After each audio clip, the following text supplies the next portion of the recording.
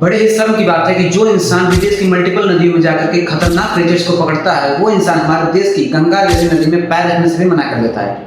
वही गंगा नदी जिसे यहाँ पे लोग गंगा माँ मानते हैं और उसमें नहाकर धुलकर अपने पाप को खत्म करने का भ्रम पाल के रखते हैं। ये यूके के रहने वाले जेरेमी वेड हैं, जो पानी में रहने वाले खतरनाक क्रीचर्स को पकड़ते हैं। रिसेंटली ये कानपुर में आते हैं और गंगा नदी में पैर रखने से भी मना कर देते हैं, क्योंकि इन्होंने गंगा नदी में फेकल कॉलीफॉर्म चेक किया तो लिटरली इसका रिजल्ट अनएक्सपेक्टेड था।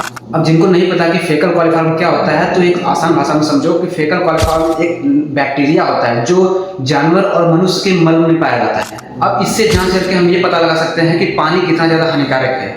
जितना ज्यादा फेकल कॉलीफॉर्म उतना हानिकारक पानी। नॉर्मल पीने वाले पानी का फेकल कॉलीफॉर्म 0 होना चाहिए, जिससे हम उसे पी सकें, और तैरने वाले पानी का फेकल कॉलीफॉर्म मैक्सिमम 500 होना चाहिए, जिससे हम उसमें तैर सकें। लेकिन हमारे गंगा नदी के पानी का फेकल कॉलीफॉर्म 82,000 है। 82,000। तो आप अभी अंदाजा लगा सकते हो कि इसमें नहाने से हमें कितनी सारी बीमारियां हो सकती हैं। और हमारे देश की भोली भाली जनता डेली लाखों करोड़ों लोग इस गंगा नदी में नहाते हैं और ऐसा भ्रम पालते हैं कि गंगा नदी में नहाने से इनका जो पाप है वो धुल जाएगा।